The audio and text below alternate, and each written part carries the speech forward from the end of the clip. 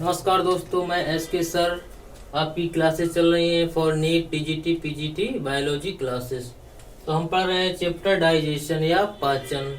तो पिछले लेक्चर में हमने देखा था digestion of food in different parts of elementary canal, यानी कि आहार नाल के डिफरेंट पार्ट्स में डाइजेशन देखा था।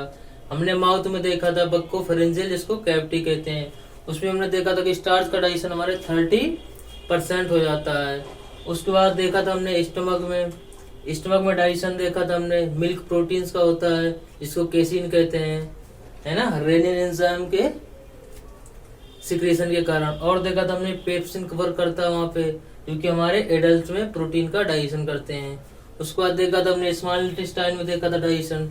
स्मॉल इंटेस्टाइन में डाइजेशन देखा था 3 रीजन से होता है हमारा। नंबर 1 बाइल जूस से डाइजेशन होता है, नंबर 2 पैनक्रियाटिक जूस से होता है, नंबर 3 हमारा दूसरा पैनक्रियाटिक जूस हो गया, और नंबर 3 हमारा स्मॉल इंटेस्टाइन से होता है, या सकस इंट्रेकस कहते हैं, या इंटेस्टाइनल जूस कहते हैं। तो इन सब के सिक्रीशन से हमारी स्मॉल इंटेस्टाइन में डाइजेशन हो रहा था, इसके माध्यम से हमारे फूड का डाइजेशन हो गया था। अब हम देखेंगे वहीं से स्मॉल इंटेस्टाइन के बाद लार्ज इंटेस्टाइन में डाइजेशन होता है। डाइजेशन इन लार्ज इंटेस्टाइन, है ना, डाइजेशन इन लार्ज इंटेस्टाइन, यानी कि बड़ी आंत में डाइजेशन देखेंगे। देखिए हम यहाँ पे देखते हैं कि बड़ी आंत में डाइजेशन नहीं होता है। No significant rules occurs in the digestion in large intestine. यहाँ पे क्या होता है, सिर्फ वाटर का एब्जॉर्प्शन होता है ना। Maximum amount of water are absorb in large intestine. तो हमारी बड़ी आंत में क्या होता है कि वाटर का एब्जॉर्प्शन होता है मैक्सिमम अमाउंट में। अब देखिए हमने डाइजेशन देख लिया different parts of elementary canal में। अब जो हमारा ये डाइजेशन हुआ है different part of elementary canal में, तो ये हमारा डाइजेस्टेड फूड क्या होगा, अब एब्जॉर्प्शन होगा। तो देखेंगे कि जो मैक्सिमम पार्ट होता है हमारा, यानी कि break down of bio macromolecules into small particle of micromolecules occurs in different part of elementary canal, यानी कि आहार नाल के डिफरेंट पार्ट्स में, छोटे छोटे पार्ट्स में फूड का हमारे ब्रेक डाउन हो जाता है, जो कि हमारे स्मॉल इंटेस्टाइन में आता है। उसके बाद जो हमारा एब्जॉर्प्शन होता है, तो maximum absorption occurs in small intestine के बताया तो मैंने 3 पार्ट्स होते हैं, ड्यूडेनम, जेजुनम और इलियम। तो जेजुनम और इलियम पार्ट्स में क्या होता है, डाइजेशन होता है। ये मैंने बताया था, ये हमारी हो गया। ये यहाँ से हमने फूड को ग्रहण किया, ये हमारे स्टमक में आया। उसके बाद ये हमारा ड्यूडेनम हो गया, है ना, ड्यूडेनम हो गया। यहाँ पे हमारे क्या था, हमने देखा था कि बाइल जूस यहीं पे आ रहा था, है ना, पैनक्रियाटिक जूस भी इधर से इधर आ रहा था, और इंटेस्टाइनल जूस भी आ रहा था। तो यहाँ पे क्या हुआ, ब्रेक डाउन हो गया, मैक्सिमम ब्रेक डाउन हो गया मैक्रोमोलिक्यूल्स को, यहाँ पे टूट गए। अब इनका एब्जॉर्प्शन होगा, तो हमारा ड्यूडेनम हो गया। उसके बाद जेजुनम और इलियम जो हाईली कॉइल्ड पार्ट्स होते हैं, मैंने फिगर बनाया था, तो वहां पे क्या होता है, मैक्सिमम एब्जॉर्प्शन होता है जेजुनम और इलियम में हमारा, ये बताया था हमने। अब यहाँ पे एब्जॉर्प्शन को हम डिटेल से पढ़ेंगे। एब्जॉर्प्शन इसको बोलते हैं। तो पहले समझ लेते हैं एब्जॉर्प्शन, अथवा क्या बोलते हैं, अवशोषण इसको बोलते हैं, एब्जॉर्प्शन।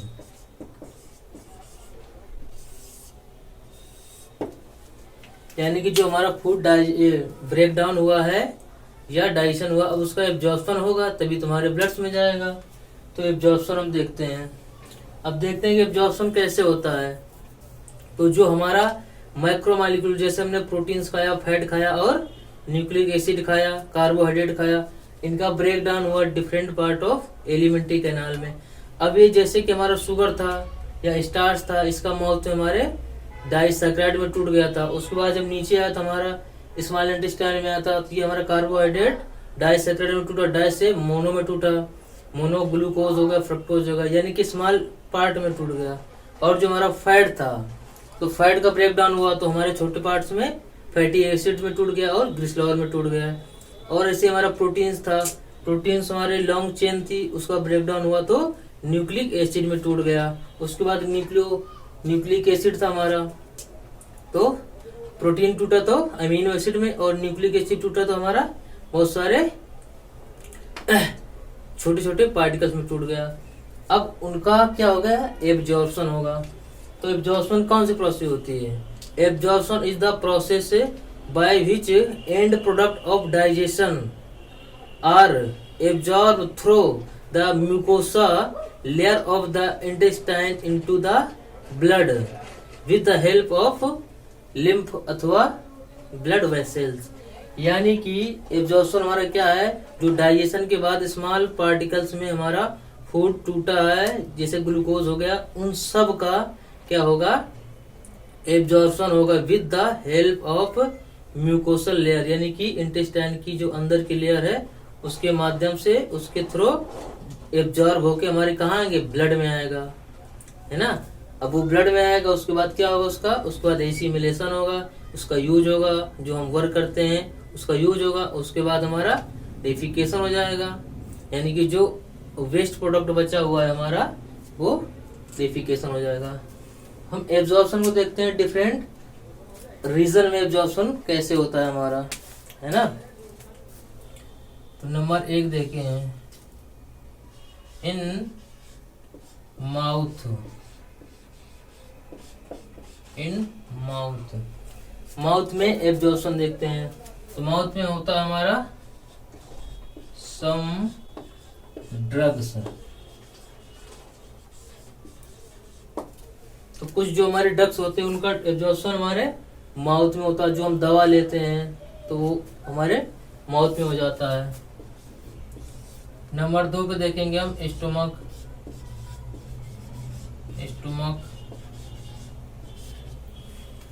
में क्या होता है, सम वाटर, कुछ वाटर का होता है और ग्लूकोज, है ना, ग्लूकोज का भी हो जाता है यहाँ पे कुछ अमाउंट में। नंबर 3 पे देखेंगे इंटेस्टाइन,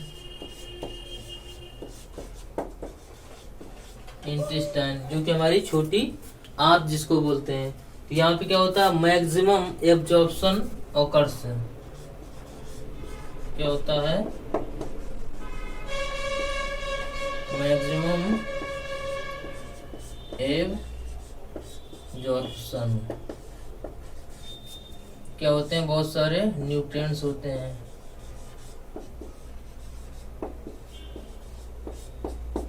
न्यूट्रिएंट्स हो गए हमारे, है ना, और न्यूक्लिक एसिड हो गए। तो मैक्सिमम एब्जॉर्प्शन हमारा होता है हमारी स्मॉल इंटेस्टाइन में। कहाँ पे, स्मॉल इंटेस्टाइन में। और 4 नंबर में हम देखते हैं लार्ज इंटेस्टाइन, यानी बड़ी आंत। बड़ी आंत में देखते हैं हम लार्ज इंटेस्टाइन में। तो लार्ज इंटेस्टाइन में हमारा क्या होता है कि लार्ज इंटेस्टाइन में एब्जॉर्प्शन नहीं होता, सिर्फ एब्जॉर्प्शन होता है किसका, वाटर्स का, है ना, मोस्ट ऑफ वाटर,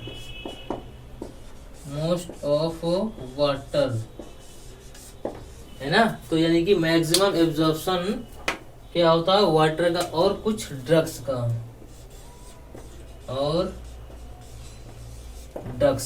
यानी कि कुछ दवाओं का भी एब्जॉर्प्शन होता है हमारी लार्ज इंटेस्टाइन में। और मैक्सिमम एब्जॉर्प्शन होता है हमारे वाटर्स का, कहाँ पे, लार्ज इंटेस्टाइन में। अब हम देखेंगे कि प्रोसेस, प्रक्रिया, मतलब किस प्रोसेस के थ्रू ये एब्जॉर्प्शन होता है। ये हमने पार्ट्स देख लिए डिफरेंट पार्ट्स में एब्जॉर्प्शन। अब देखेंगे ये जो एब्जॉर्प्शन हो रहा है तो वो किस प्रोसेस के द्वारा हो रहा है। एब्जॉर्प्शन किस प्रोसेस के थ्रू, हम देखेंगे 3 टाइप्स ऑफ प्रोसेस होती हैं जिसके थ्रू हमारे ब्लड में एब्जॉर्ब मटेरियल आता है। हमारे एक्टिव पैसिव ट्रांसपोर्ट होता है और एक्टिव ट्रांसपोर्ट होता है और फैसिलिटेटेड ट्रांसपोर्ट होता है। इसके माध्यम से हमारी इंटेस्टाइन की म्यूकोसा के थ्रू हमारे ब्लड में एब्जॉर्ब होके आता है फूड। तो हम देखेंगे नंबर 1 पे passive transport.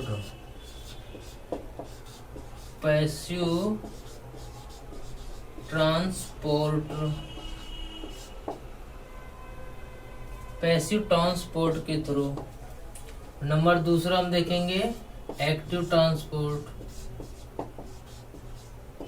Active transport. Number 3 पे हम देखेंगे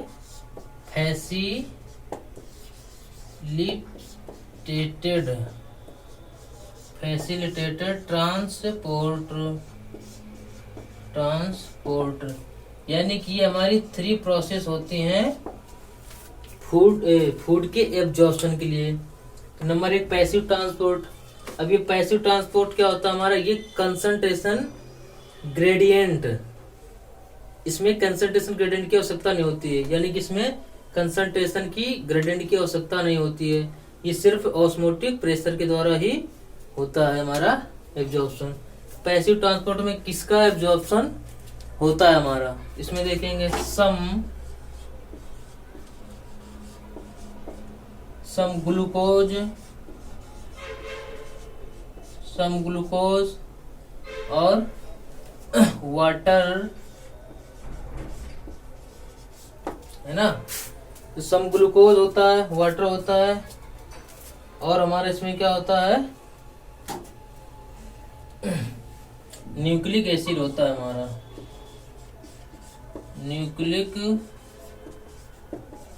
एसिड, यानी कि पैसिव ट्रांसपोर्ट क्या होता है, नो कंसंट्रेशन ग्रेडियंट रिक्वायर्ड और ग्लूकोज का, वाटर का और न्यूक्लिक एसिड का एब्जॉर्प्शन होता है।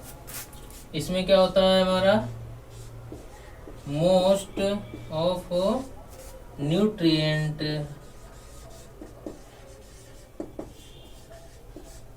मोस्ट ऑफ न्यूट्रिएंट, ग्लूकोज भी आता है इसमें, है ना। तो जो हमारा एक्टिव ट्रांसपोर्ट होता है इसमें कंसंट्रेशन ग्रेडियंट की आवश्यकता होती है। एक्टिव ट्रांसपोर्ट में कंसंट्रेशन ग्रेडियंट तो समझते होंगे कि high concentration to low concentration, जहाँ हाई कंसंट्रेशन होता है वहां से लो कंसंट्रेशन में क्या होता है हमारा, कोई भी चीज स्थानांतरित होती है, जाती है, high concentration to low concentration. तो यहाँ पे एक्टिव ट्रांसपोर्ट में कंसंट्रेशन ग्रेडियंट की रिक्वायरमेंट होती है और पैसिव ट्रांसपोर्ट में कोई भी रिक्वायरमेंट नहीं होती। अब फैसिलिटेटेड ट्रांसपोर्ट, जैसा कि फैसिलिटेटेड है ना, फैसिलिटी जैसे कि, है ना, तो इसमें क्या होता है कि कुछ प्रोटीन्स की हेल्प से, क्योंकि हमारे एंजाइम होते हैं उसकी मदद से हमारा ये ट्रांसपोर्ट होता है, फैसिलिटेटेड ट्रांसपोर्ट, है ना। तो इसमें हमारा फैसिलिटेटेड ट्रांसपोर्ट में क्या होता है, इसमें हमारा फ्रक्टोज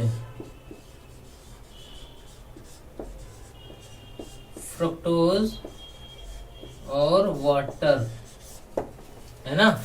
तो फैसिलिटेटेड से फ्रक्टोज का एब्जॉर्प्शन होता है और वाटर का एब्जॉर्प्शन होता है। तो ये हमने क्या देख लिया, absorption in 3 process, active transport के थ्रू, पैसिव ट्रांसपोर्ट के थ्रू और फैसिलिटेटेड ट्रांसपोर्ट के थ्रू हमने एब्जॉर्प्शन देख लिया। अब देखते हैं कि ये जो हमारे ग्लूकोज होते हैं या प्रोटीन्स होती हैं, ये तो हमारे एब्जॉर्ब हो जाते हैं किसके थ्रू, ब्लड वेसल्स के थ्रू एब्जॉर्ब होकर हमारे ब्लड में पहुंच जाते हैं। और जो हमारे फैट्स होते हैं, है ना, जो फैट होते हैं वो क्या होते हैं, वो हमारे ब्लड वेसल्स के थ्रू एब्जॉर्ब नहीं होते हैं, वो हमारे एब्जॉर्ब होते हैं ब्लड लिम्फ से, लिम्फ या उसको कहते हैं लैक्टियल से बोल देते हैं, है ना। तो कैसे होता है हमारा, ब्लड लिम्फ्स के थ्रू हमारा होता है।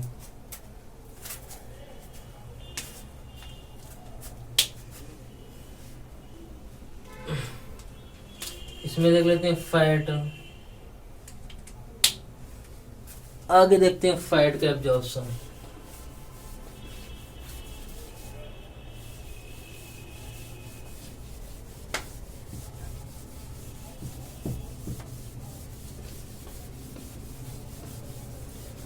फैट का एब्जॉर्प्शन हमारा कैसे होता है, इसमें पहले देखते हैं कि जो वाटर सॉल्युबल सब्सटेंस होते हैं,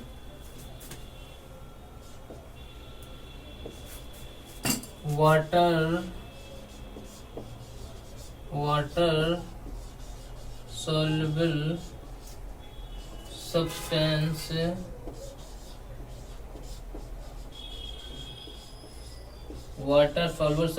are absorbed by blood vessel। किसके द्वारा? ब्लड वेसल के द्वारा।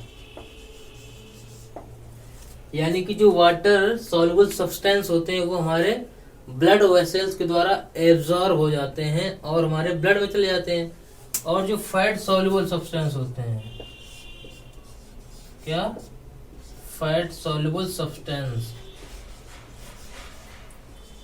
Fat soluble substance are absorbed by blood lymph.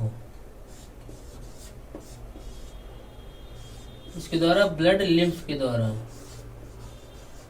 Blood lymph, अथवा इसको हम क्या बोलते हैं? लैक्टियल से बोल देते हैं।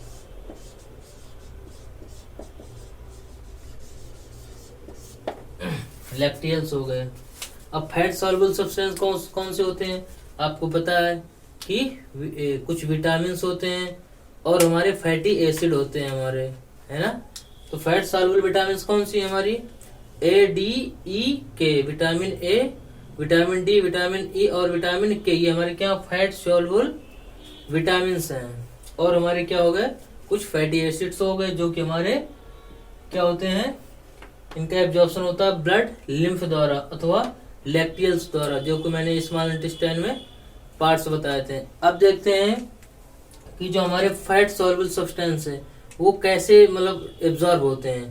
तो सबसे पहले उनका ब्रेक डाउन होता है स्मॉल पार्ट्स में, है ना। ब्रेक डाउन होता है स्मॉल पार्ट्स में, जिसको हम क्या बोलते हैं? मिसेल्स बोलते हैं। देखिए स्ट्रक्चर बनाते हैं हम, है ना। मिसेल्स हो गए हमारे।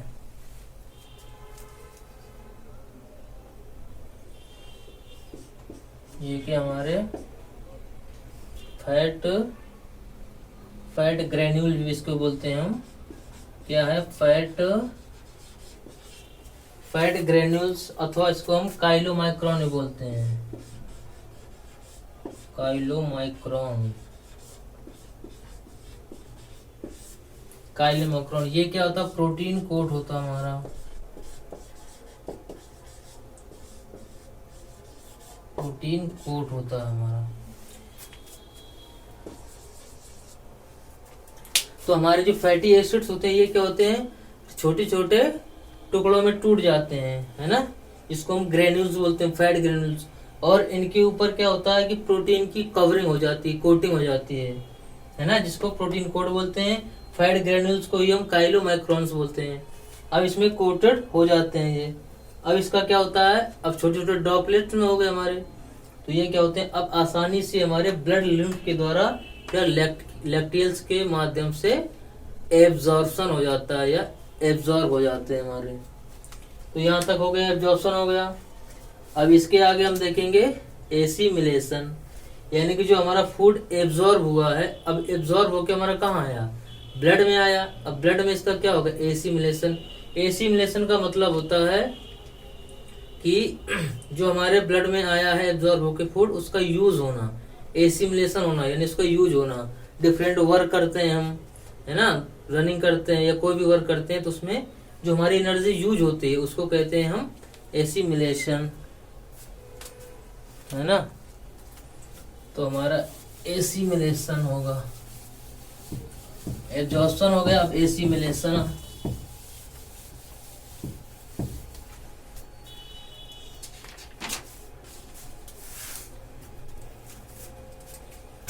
एसिमिलेशन, एसिमिलेशन,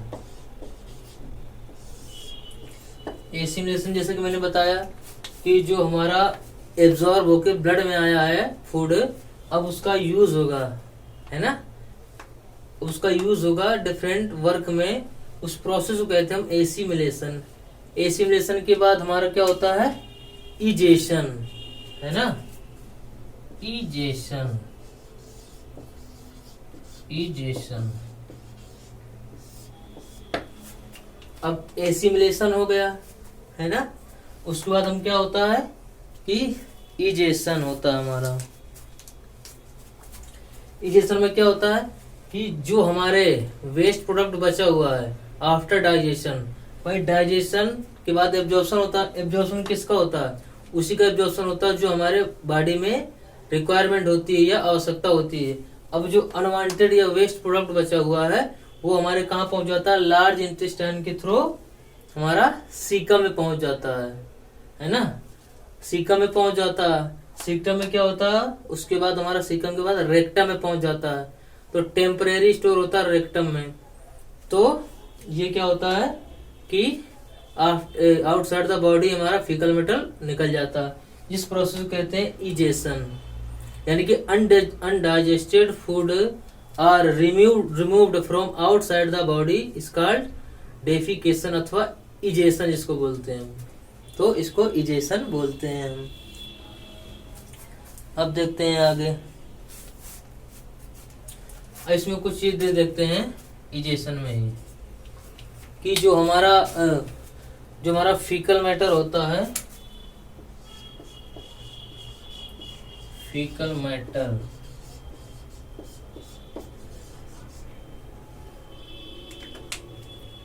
फीकल मैटर जो होता है इसमें डिफरेंस पार वो देखते हैं हम, है ना।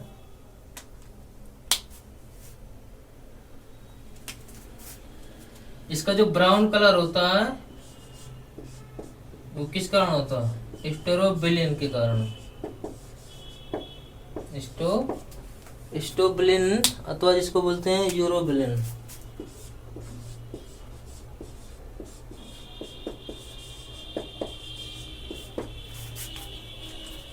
है ना। Brown colour of faecal matter is due to stercobilin अथवा यूरोबिलिन। ये हमारे पिगमेंट्स होते हैं जिसके कारण हमारा फीकल मैटर ब्राउन कलर का होता है ना। अब इसके बाद हम आगे पढ़ेंगे कुछ डिसऑर्डर देखेंगे डाइजेस्टिव सिस्टम के, उसके बाद हमारा कुछ डिसऑर्डर देखेंगे, उसके बाद हमारा चैप्टर ये समाप्त हो जाएगा। तो इसी के साथ नमस्कार।